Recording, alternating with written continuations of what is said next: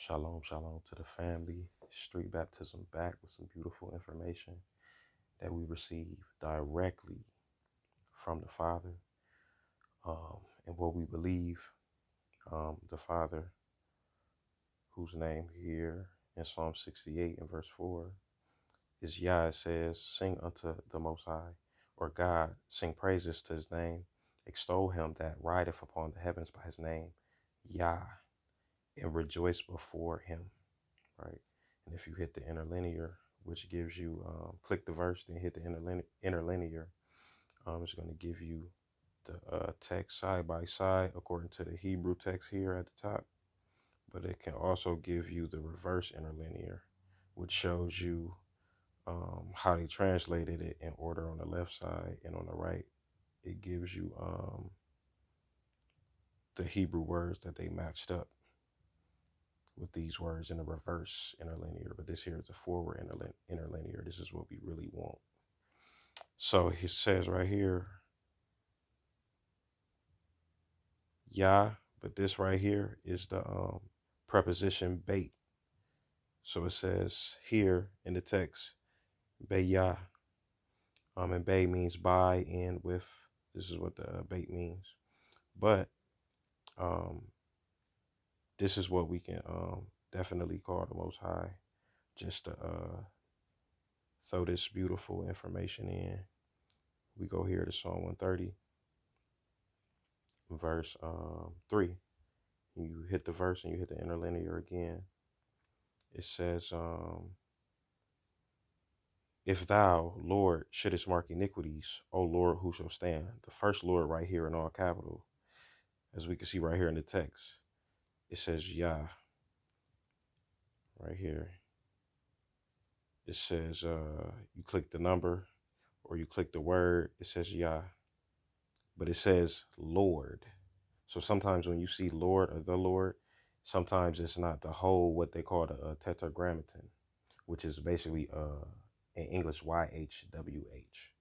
Sometimes it's Yah, so that's what we can call the Most High. Praise him. So now to get into this real quick, this beautiful information. Here we have the base or prime text or source references for learning. So first on the list, we have the King James Version or Authorized Version Bible. Then we have the Greek Septuagint by Sir Lancelot C.L. Brenton, or Charles Lee Brenton. Then we have the King James Version Apocrypha, which you can actually find in the original, quote unquote, original 1611 Bible. And then we about to look at that too. And then you have the Blue Letter Bible, which is a app or a website. And then we have the Etymological Dictionary, which is a website, beautiful source, or it's an app as well. And then we have the Etymological Dictionary of Biblical Hebrew. It's an actual book that you have to get. Then we have the Greek English Lexicon by John H. Thayer, which can be found on the Blue Letter Bible online app or store. So we're going to start with the King James Version Bible. Give me 1 second. Select. We're going to start with that. Go over here to your search engine. You can really just type in King James Bible. And it's going to tell you right here on Wiki. The King James Version, also the King James Bible, and the authorized version is an English translation of the Christian Bible. It's not really a Christian Bible, but that's what they say. For the Church of England, which was commissioned, or the translation of it began in 1604 and published in 1611. Or the commission can mean the coming about of it. It says by sponsorship of King James the 6th and 1st, if I'm not mistaken. Roman numerals, I'm kind of shaky with those. But it's interesting, right? 1604 to 1611, that's about 7 years. 4, 5, 6, 7, 8, 9, 10, 11, well, 8 years here. 7 or 8 years. That's interesting. Both numbers being divine in the Bible. Praise the Father. So this is, of course, the first book you want to get, King James. Let's do this real quick. Apocrypha, because this was on the list too. The Apocrypha, yeah, you can get it. It looks like this. You can order one. You can get this one. This one right here, this red one, is actually beautiful. It's a couple other ones that look different too. But hold on. Let's look on. Let's look at KingJamesBibleOnline.org. Apocrypha. So this is an organization.org. Apocrypha. It says the Apocrypha is a selection of books which were published in the original 1611 King James Bible. These apocryphal books were positioned between the Old and New Testament. It also contained maps and genealogies. That's what it says in parentheses. The Apocrypha was a part of the King James Version for 274 years until being removed in 1885 AD. A portion of these books were called Deuterocanonical, meaning second rule or second measurement or second law. Books by some entities, such as the Catholic Church. So now, my take on the Apocrypha is most of the Apocrypha is valid. I won't get into that and the rest of that right now, but that's another source that's on this list. What else do we have? We have the Greek Septuagint. Greek Septuagint, which is right here. It says right here on Wiki.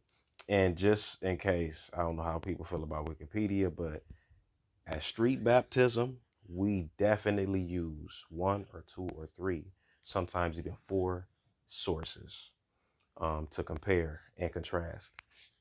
But Wiki is definitely good these days for the most part. So it says here on Wiki about the Greek Septuagint. The Greek Old Testament or Septuagint is the earliest extant Greek translation of books from the Hebrew Bible. It includes several books beyond those contained in the Masoretic text, which is the base of the quote unquote Old Testament of the King James, being the Aleppo Codex and the Leningrad Codex together. It says contained in the Masoretic text of the Hebrew Bible as canonically used in the tradition of mainstream rabbinical Judaism. Interesting. We won't get into that right now. Let's go here to Wikipedia. It says the Greek Old Testament or Septuagint, which is from the Latin Septuaginta, which literally means here 70, often abbreviated 70 in Roman numerals LXX, which is 70, 50, 10, and 10.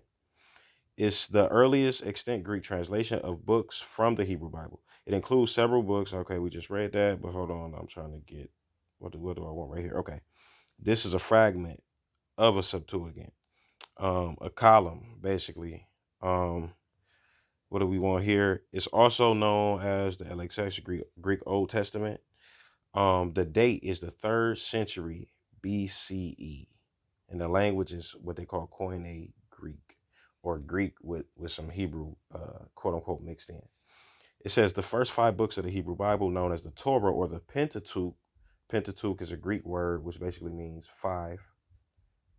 Hold on. Salak. Or it comes from a word that means 5. It says the Pentateuch or the Torah were translated in the mid 3rd century BC. So that's around 250 BCE, at least 250 years before who we know as Christ or Hamashiach comes on the scene. It says the remaining translations are presumably from the 2nd century BCE. And this is what it says. So this is another good source.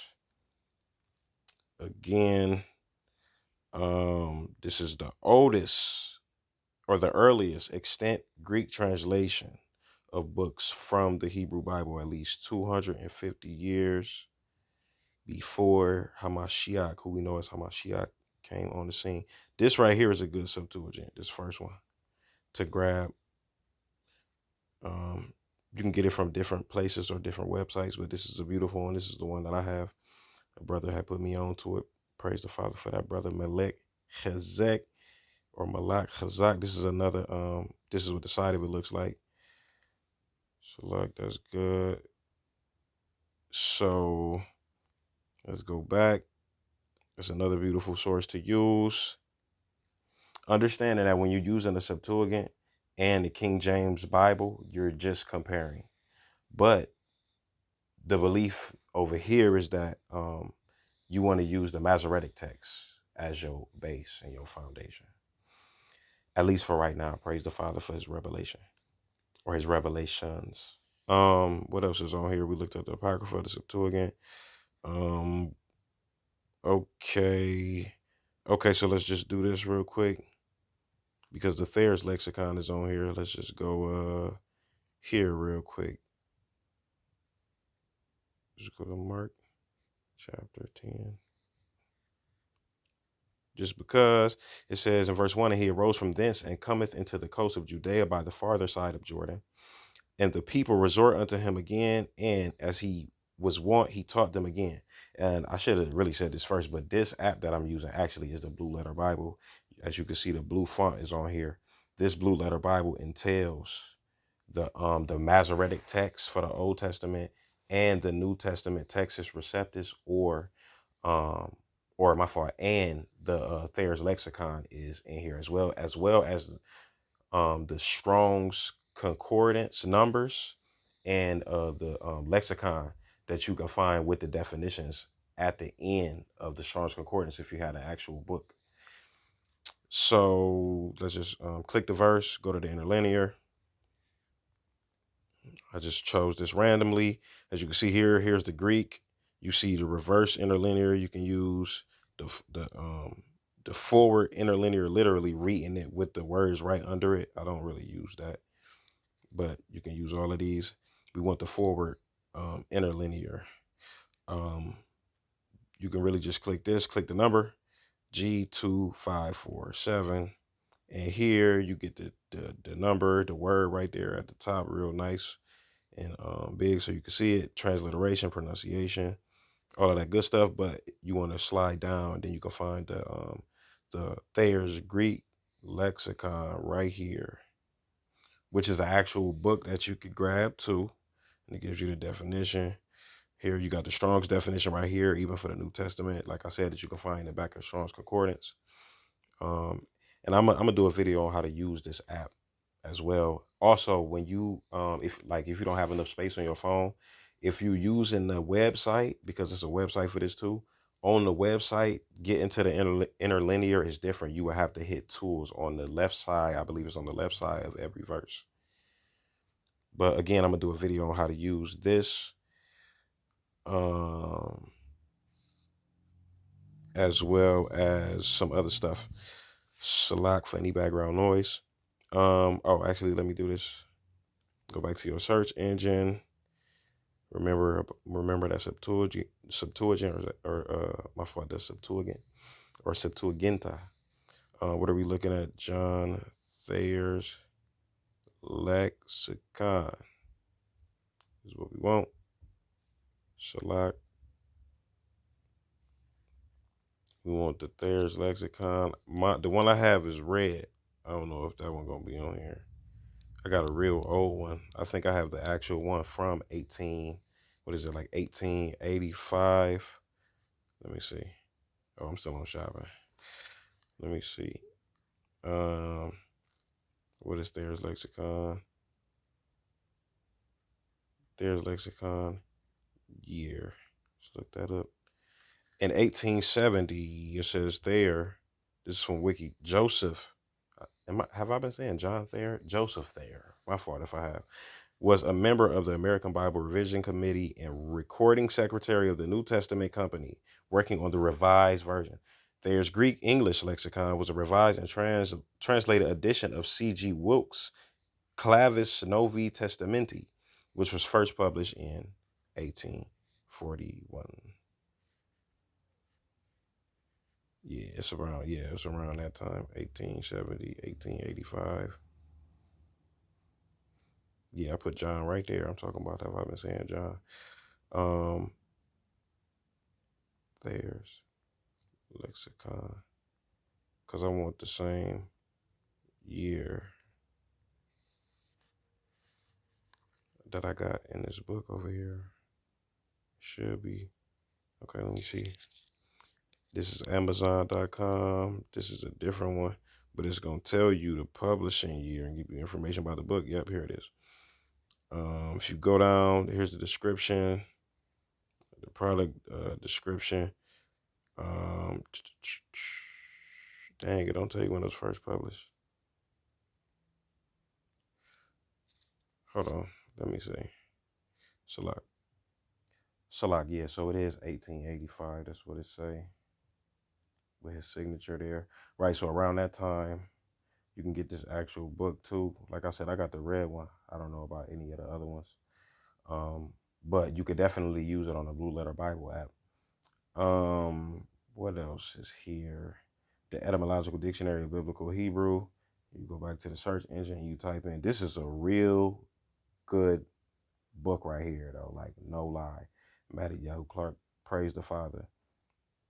Let me just type in, because it's probably the only dictionary he got as a fact.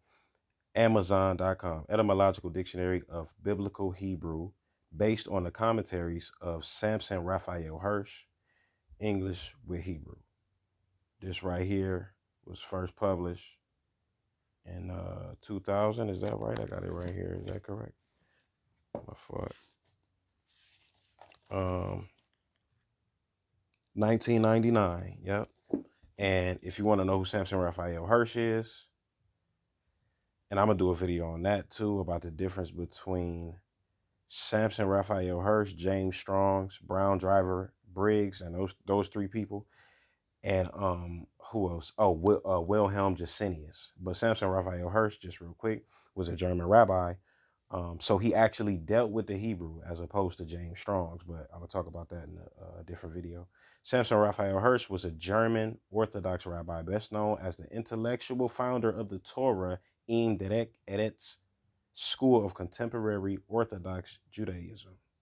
So he was the founder of the Torah im Derek Eretz school of contemporary Orthodox Judaism. So he's a very important individual as it pertains to modern Judaism, or what Jewish people do, certain groups or certain factions or sects.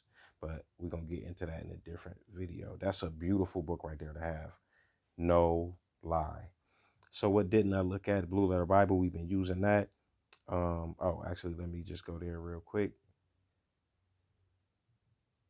You go to your, all you got to do is go to your app store.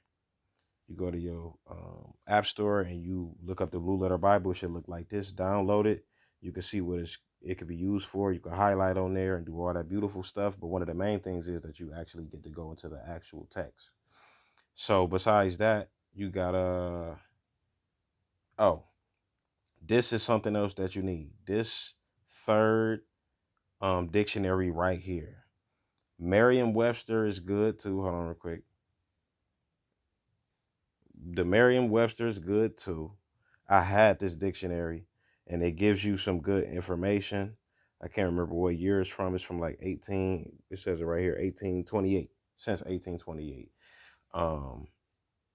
But this right here, this is a real good app to have, for real.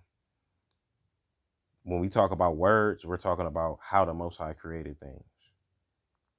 From the beginning, we're talking about foundational things when we talk about words and the understanding of them and where they come from and the original meaning of them. Actually, let me just get an example real quick. Let's do this. Nope, actually, I'm going to go to the app. You go to the app. You can find this online too, just like the Blue Letter Bible. You can find the app and you can use it online. But if you go to this, right, and you type in,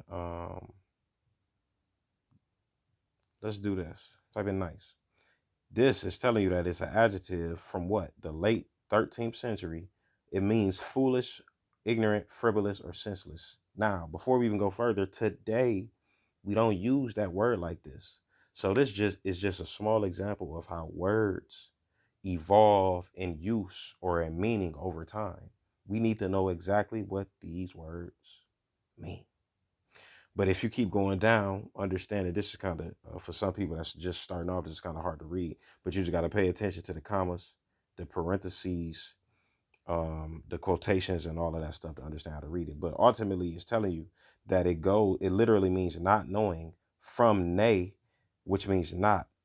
In parentheses right here, though, it says that's a Proto-Indo-European root. That's what PIE means. Proto-Indo-European, meaning the oldest European languages that they could find, that they could go back to as far as the root of a language is concerned. It's a ne, which means not. and that's not far-fetched. And actually is beautiful because this nay right here can be spelled N-A-Y, and we read about that in the Bible. I believe let your yea be yea and let your nay be nay is in Matthew chapter 5. Let me see real quick. And it's in other places as well though. Yeah, it occurs in 50 verses. Praise the Father. But is it in Matthew chapter 5? Yep. Praise the Father. Matthew 5 and 37. But let your communication be yea, yea, nay, nay. For whatsoever is more than these cometh of evil. So it means, it comes from nay, which means not, plus the stem of sede, if that's how you say that, or skide, which means to know. So it means not know, literally. That's why it says literally, not knowing, you don't know. And that's why it evolved into being foolish or ignorant. Why we started using it how we use it today, oh, that card nice, or man, she nice. Or, oh, they're so nice.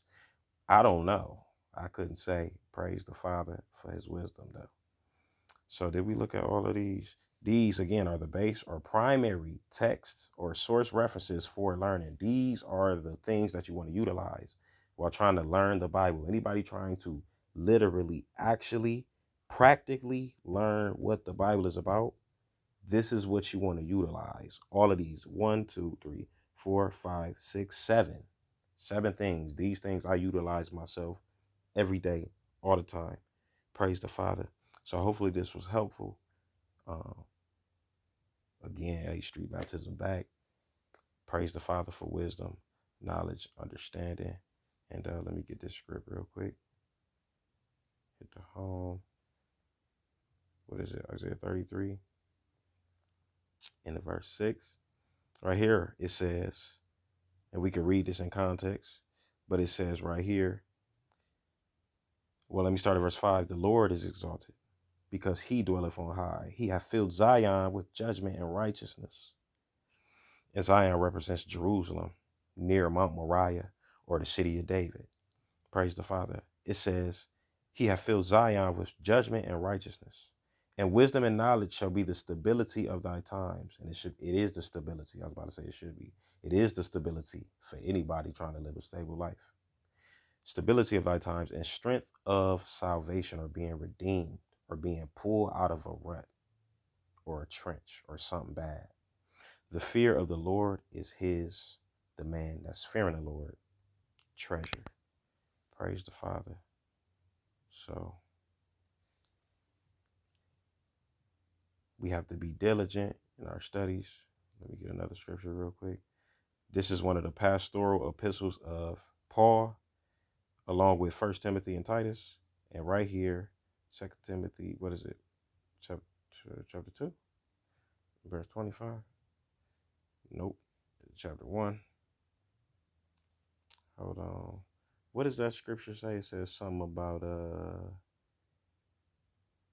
needeth not be ashamed. Let me see. How come I can't remember nothing else about that verse right now? Man, it's crazy. 2 Timothy 2 and 15. Okay, I thought it was 25.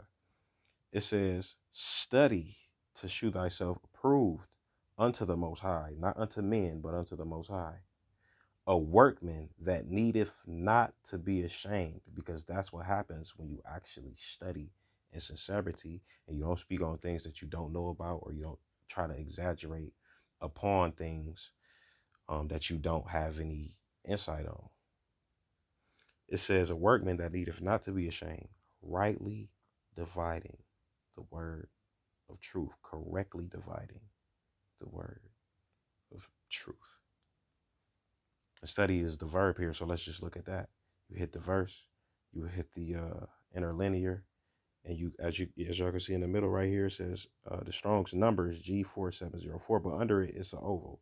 You click the oval, and you get the parsing, meaning the actual deeper understanding or information concerning this word, knowing what part of speech it is, whether it's past, present, future, along with the other tenses, etc. It says right there at the top, Greek parsing. So it's a verb right there. That's what we want right now. We're not going to get into all the extra. That's for a different video. This is the word for study. Can I click it? Strong's G 4704. Spudadzo. Spudadzo. Praise the Father. Praise the Father. Hopefully, I heard that. I don't know. This is my first time really doing the screen record videos. Um, Select for any background noise again too. But if you look this word up again, you got the transliteration, spudazo. You got the transliteration. You got the part of speech is a verb, the pronunciation right there. You got the root word etymology. We're gonna get into that another time. The outline of biblical usage. Now, a lot of people stop here as it pertains to, or in regards to definitions when they're looking them up. This is only telling you the biblical usage and the outline of how these words are used in the Bible. That's what outline of biblical usage means. So that's good to look at, but we don't want to start there. Either start with the Strong's definitions or the Thayer's Greek lexicon. I usually start with the lexicon, praise the Father. So here you can read all types of stuff about this word, the future tense and what that looks like, what the later form for the early looks like, and what these people have to say. But really, you want the dark words and the words around the dark words.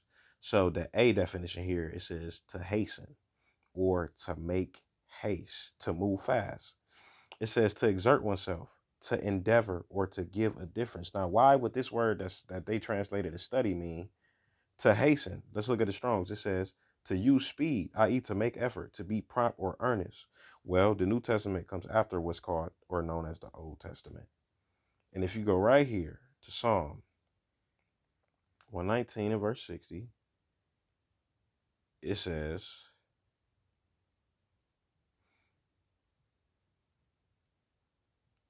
I made haste and delayed not to do what? To keep thy commandments, or what the Most High brought together and mandated or laid down for us to do. I made haste and delayed not to keep thy commandments. In order to keep the commandments, you have to find out where the commandments are. In order to understand the commandments after you find out where they're at, you have to study and you have to apply the commandments. Study to show yourself approved. Praise the Father. It just showed us in the actual text in the Greek that it's more than study. It comes with the application of something. Let's go back to it. 2 Timothy chapter 2 and verse 15. Study to show thyself approved. Right? Let's go back to this verb, spudazo. It says to make an effort, i.e., right here in Strong's definitions, to make an effort, to be prompt or earnest. To be earnest means to be devoted, basically. To hasten or to make haste, to move fast, to exert oneself. When somebody, listen, so that means that we should be exerting ourselves or walking according to what the Most High mandated. We should be moving fast to that and not stuff like this right here. Praise the Father. Proverbs 10 and 23, it is as sport to a fool to do mischief. A mischief is an annoying problem, but it's a sport for a fool to do that. Well, what happens when you play sports? Well, you exert yourself, you get tired, you pant. It's a sport for a fool to do mischief. But a man of understanding hath what? Wisdom, or chakmah in the Hebrew. Praise the Father, which represents skill in the mind or in judgment or discretion or skill, which is known as dexterity with your actual hands in your works, because that represents something figurative. Your figurative works are related to your actual works. Praise the Father. So we got the point. Study to show yourself approved. This is how you go about exerting yourself and what the Father is pleased with or what he commanded. This is how you do it. Praise the Father. So, with that being said, all praises to the Creator, who we identify as Yah, actually. Salak, y'all. Let's get another text. I'll be loving this.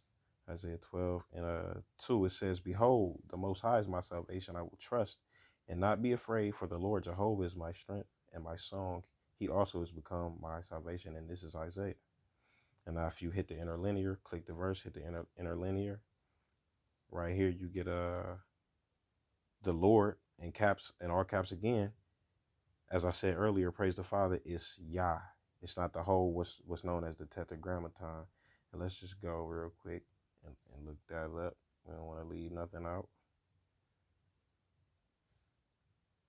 Tetra, I don't know how to spell it right now. Okay. Tetragrammaton is the Hebrew name of God here. It says in the Oxford Languages Dictionary, the Hebrew name of God transliterated in 4 letters as YHWH or JHVH and articulated as Yahweh or Jehovah. And we're going to save more of that for another video. But shalom to the family. Peace and love. Stay girded.